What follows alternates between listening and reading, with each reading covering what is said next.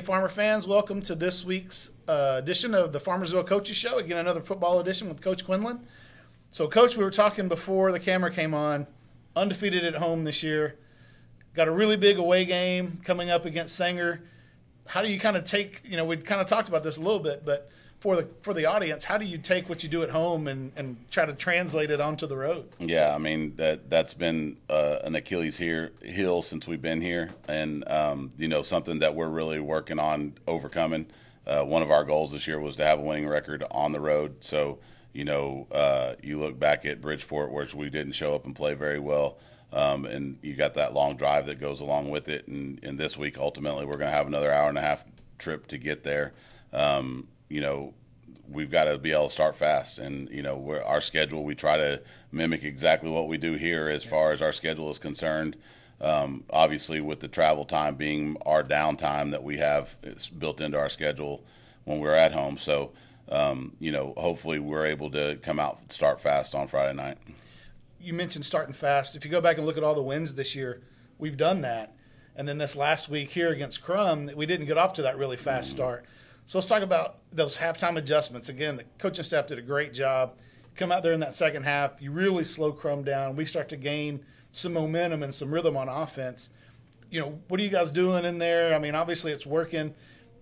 Didn't get off to that fast start. Come back and win biggest game of the year so far. Yeah, I mean, you look back at it, I think that we moved the ball really well in the first half and just couldn't punch it in. Yeah. We made some adjustments, obviously, at halftime and, changed up our running game just a little bit and got them going sideline to sideline a little bit, and I think it wore them down a little bit in the interior and obviously helped us late in the game. Defensively, I thought they played outstanding all night long. I mean, you look back, the two touchdowns we gave up in the first half, one was just a blown coverage. Yeah. We had two guys that should have been there, and neither one of them were there. So that was, a mental mistake on our end. And then, the other touchdown, we snap a ball. We had changed deep snappers on punt, and we snap a ball over our punter's head and give them great field position. We miss one tackle on a pass play, and they pick up big yardage off of that, and then, ultimately put them in a situation where, it was an easy scoring situation. So you take those two plays away. We zero them out in the first half too. And, that I think, defensively we're playing really well. We're playing fast right now. We're flying the football. I think we're starting to get our legs back offensively. We've got to keep working on our pass percentage and getting that where we're more efficient in the passing game. And, I want to say that we were 41% last week, and that needs to be closer to 60, 70%. So if we can get those numbers up to where they need to be and make people play the full field, we're going to have a lot of success going forward. Well, and talking about the game specifically, and Arden Cox had a bunch of big catches. I know the week before he had one go through his hands. Mm-hmm.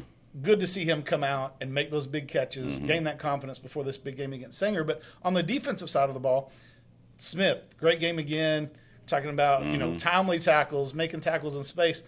But the one that stood out to me was Rafe. Yes. That was awesome to see. He gets in there and gets some playing time, and he really took advantage of that. Yeah. We had an injury, and, they always say next guy up, and he jumped in there, and, he was like a missile. He was coming downhill, making great plays, throwing his body around. He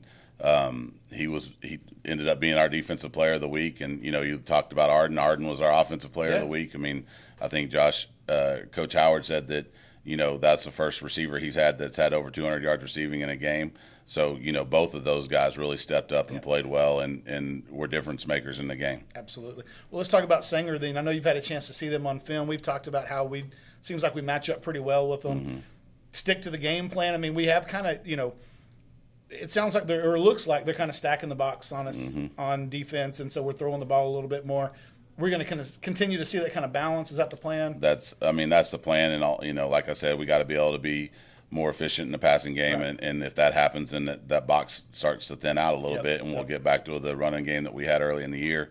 But I think offensively, that's our game plan. We want to run the ball first. If they're not going to let us run the ball, then obviously we're going to spread it around.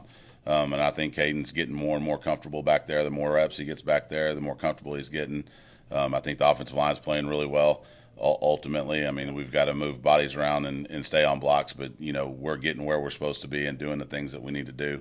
And so it's just a matter of taking what the defense has given us and being successful when we do that and executing it. And that was our big thing going into last week, is making sure we executed.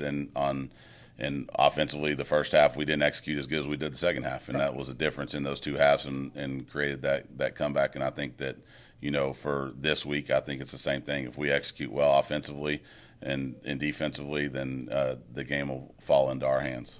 Well, and it's a big game. For those of you that haven't kept up, if Farmersville wins, then they're in the playoffs. And then it's just a matter of seeding after that point. So big game. We invite everyone to join the live stream and watch that. Before we get to the end, though, let's talk about the lower levels and give us an update there if you don't mind. Yeah, JV won again. They're sitting at 7-1 right now. I mean, they're having a great year.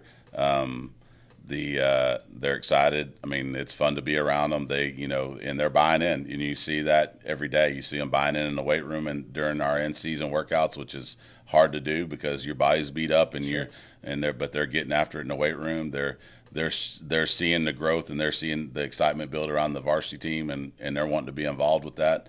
So, and then, their success is helping propel them to go forward. And, that Crum team we beat last week had beat Aubrey earlier in the year, and the only loss that Aubrey has, was to Crum. So, we're sitting in a really good situation to go 9-1 if the ball bounces our way throughout the year, and that would be. I don't know what the records have been, but I know it hasn't been 9-1 around here at the JV level in a long time. Yeah. So, that's a great, and that's coming from an 8th grade group that didn't win maybe won one ball game last year. Right. So, them being mixed in with our varsity or with that junior class or sophomore class has made a big difference, and they're seeing that success, and I'm really excited about them. Well, as coaches, you teach them how to run routes and tackle and do those things, but learning how to win can only be done on the field. And they're doing that, and it builds a program. No doubt. That winning culture builds a program. So, well, congratulations on that, Coach. Best of luck Friday against Sanger. Huge game. Get that district road win that we've been looking for, and go get that, and changes everything. Everything. So good luck on that. Thank you. For those of you at home, we got a few events coming up. Next Monday at 6:30 at home, the Farmersville Lady Volleyball team has their first round playoff game against Dallas Carter. So we invite everyone to come out and join the stands. The Farmer student section is going to be crazy. But if you can't make it, we'll be live streaming that game.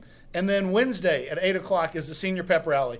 And come out and enjoy that. It's a fun event we do every single year. I know Coach will be out there dancing and acting crazy with his son. So it'll be fun to watch that.